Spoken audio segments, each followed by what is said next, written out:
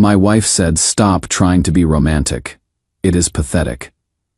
After I spent 3 hours cooking our anniversary dinner, I set down the wine and started blowing out every candle, one by one. Sarah called me crying at 2 a.m. 3 months later. "Please, Michael. I made a terrible mistake. I need you back. I cannot afford this without you." So I am Michael, 34 years old, married to Sarah, who is 31 for 5 years. She makes about $54,000 in marketing.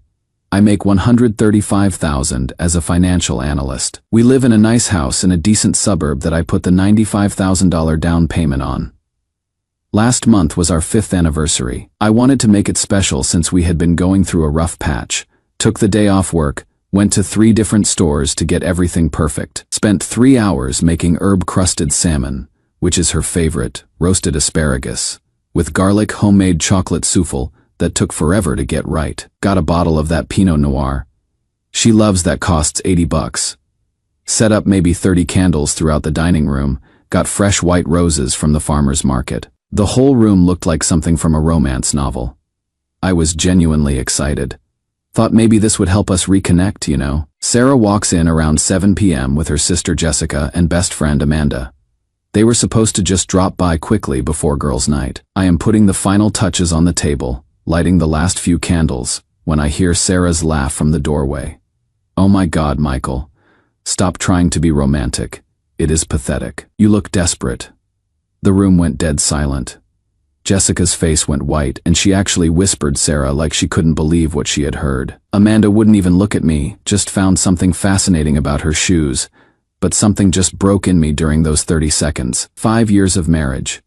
And this is how she talks to me in front of people.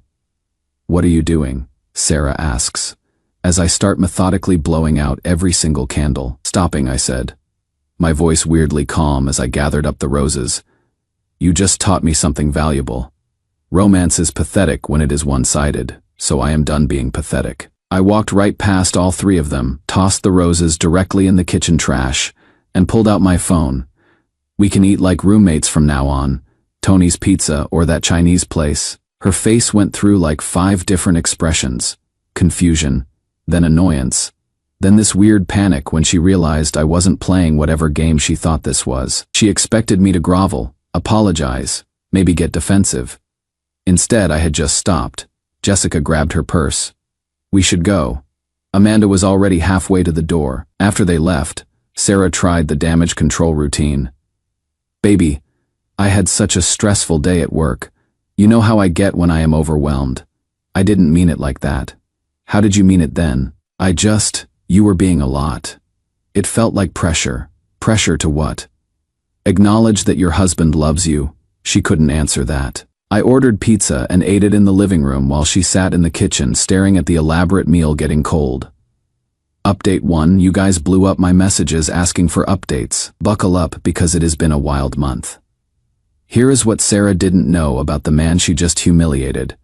I am literally a financial analyst specializing in forensic accounting. I track money flows, build fraud cases, and document everything for federal audits.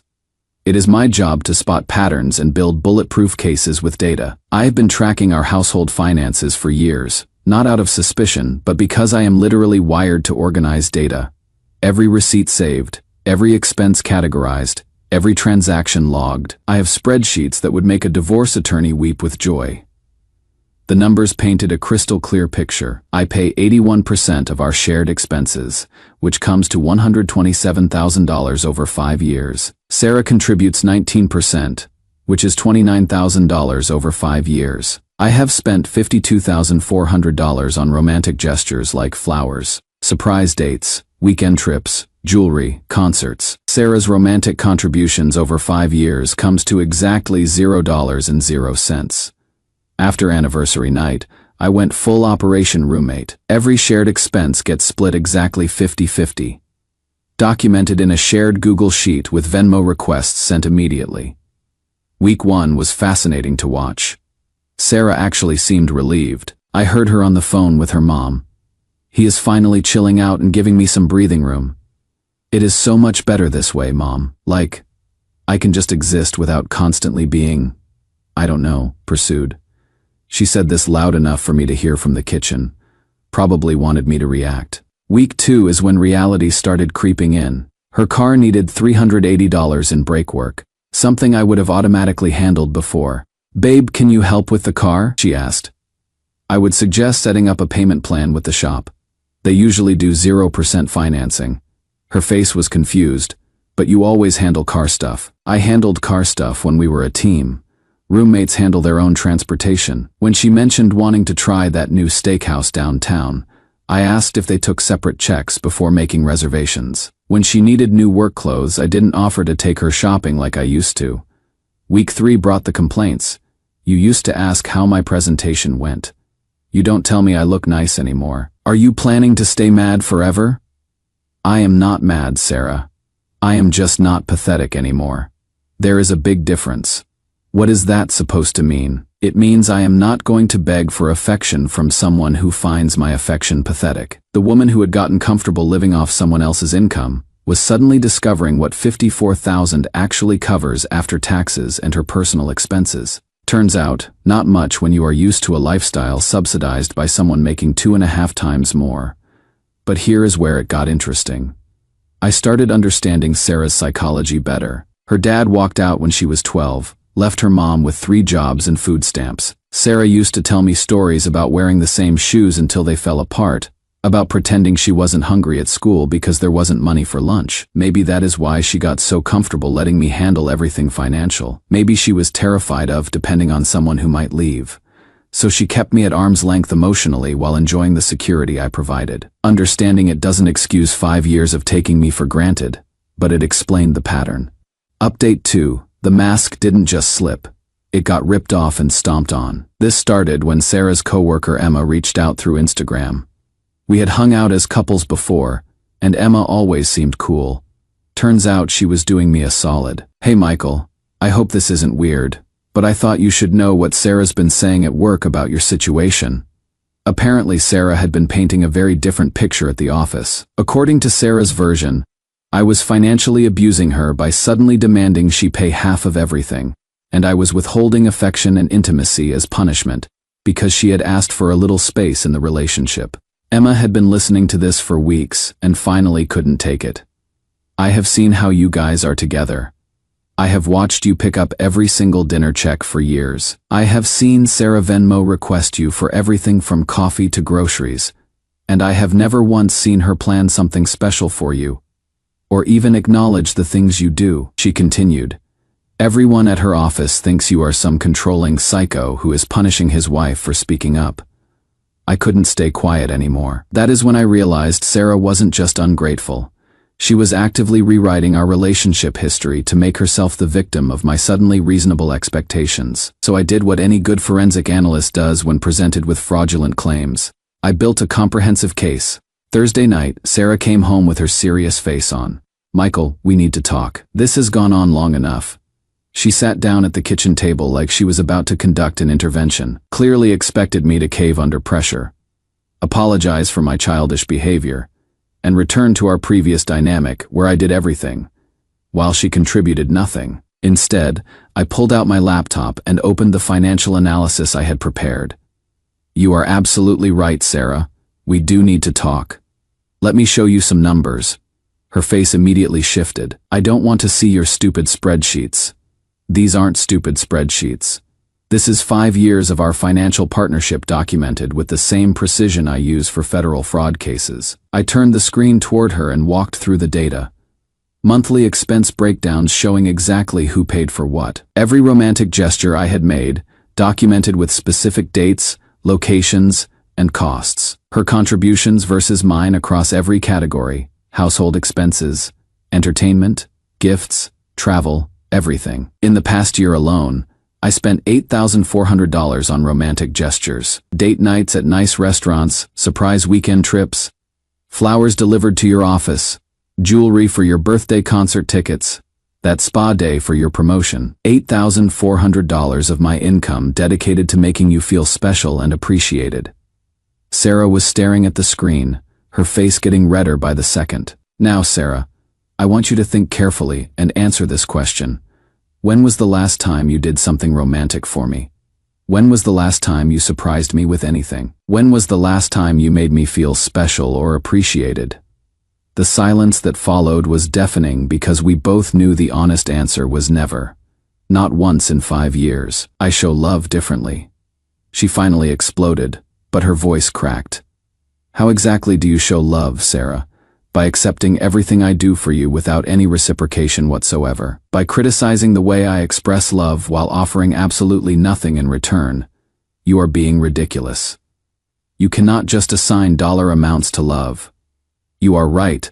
Love isn't transactional, but effort is measurable, care is demonstrable, and according to this data, I have been in a one-person relationship for 5 years. I click to the next slide. Those romantic gestures you called pathetic in front of your friends. The ones that apparently made me look desperate. I have spent more money on making you feel loved than most people spend on a car. Stop it, she said, but her voice was getting shaky. How much have you spent making me feel loved in the same time period, Sarah? She couldn't answer because the number was 0, and we both knew it. You know what is actually pathetic, I continued.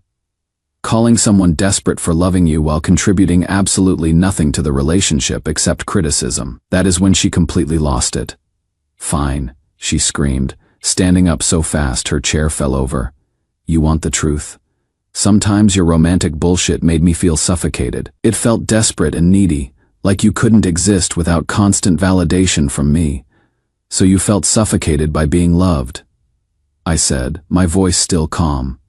Got it. I felt suffocated by being needed so much. It was too much pressure.